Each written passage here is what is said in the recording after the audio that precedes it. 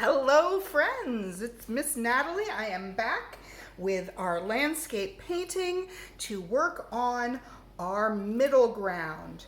We're going to make those beautiful rolling hills.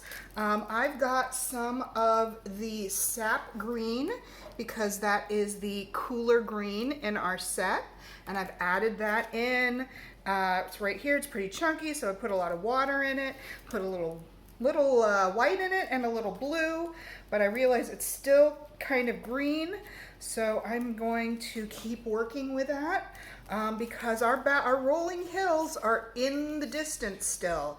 It's the middle ground, but it's the far middle ground, and so therefore it's going to have a bluer, slightly bluer, maybe a little more gray tint than what would be closer because of that, yes, you guessed it, atmospheric perspective.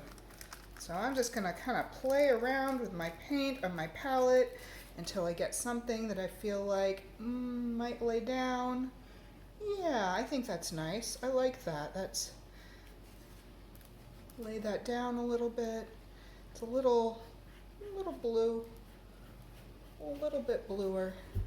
I might make it even a little bit more green, so we know that it is in front, and we've got these lovely, beautiful rolling hills that go in front of our mountain. There we go, rolling hills in front of the mountain. Oops, gotta hold down my paper so it doesn't wander away. And the key, remember that I need to make the background go all the way down because I don't want to have a line between my background and middle ground. I want my middle ground to look like it is actually in front of my background. These hills might roll a little bit more than what's actually real in real life, but that's fine. This does not have to be a realistic landscape. This can be a very abstract landscape where it's all about the colors and the shapes and the lines. Although there's not a whole lot of lines in my painting, although I guess I've got some lines coming through here, right? Yeah, I'm painting in some lovely lines. And I think then I'm going to do a next row of hills. I'm going to bring it a little blue in. Maybe this is a little bit in the shadow of that. So maybe a little more blue and a little more black into that green. And this row of hills might be a little bit in the shadow of those. And just kind of rolling it in my middle ground. Then I'm going to break into that meadow. All right, I think I will even put a little blue down in here. There we go. Blue for the shadows and the hills. Just kind of playing around, seeing what I like, seeing what works.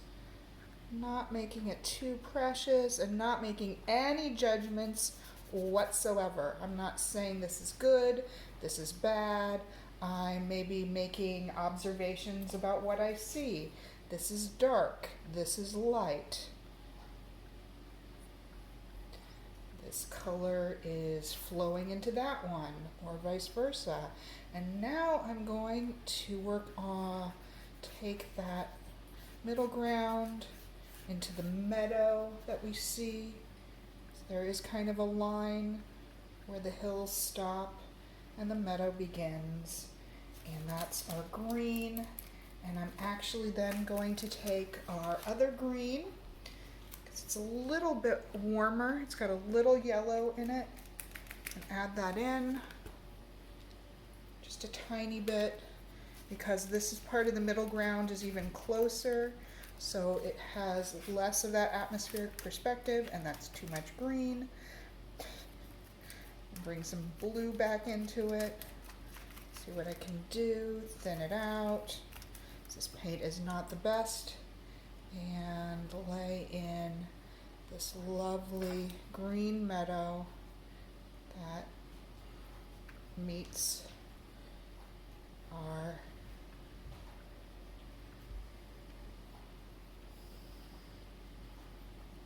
I'm going to put in what might look like a range of trees at the edge of the meadow. Kind of lay that in. A little bit more. Yeah, like that. Now we've got that. Use more of a pointillistic kind of impressionistic, because we're getting more into, say, closer. So we might even see, these are all these little trees that we are seeing. Maybe it's not so much a meadow as a forest. Little impressions of shrubs and trees. As we get closer to the foreground, you can see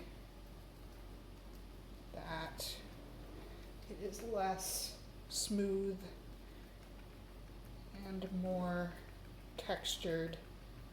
Adding a little texture. How about that? We can add texture also to create the different planes.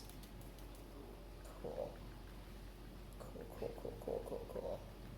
I like it. Make sure that we take this texture down.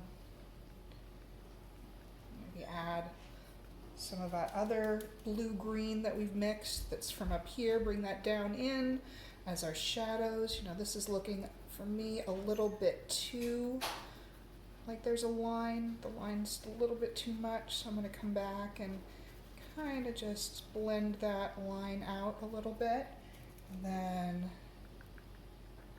this up. I might even take a little bit of, now I don't really want to take any yellow in yet. I don't want this to get too warm. I want to keep it all cool and very impressionistic. So I'm going to do this. And I'm going to take this really far. I'm probably actually going to be going over this with my foreground, but again, I don't want those lines when I come back with my foreground to put it in. So now I've got, I think I'm almost done. I could finish here. Of course, I can always come back with more. You can always do more. At some point, you just have to stop and say, okay, I will try to work on the next part. So I am going to come back with our biggest part of our painting, which is the foreground. So I will see you soon.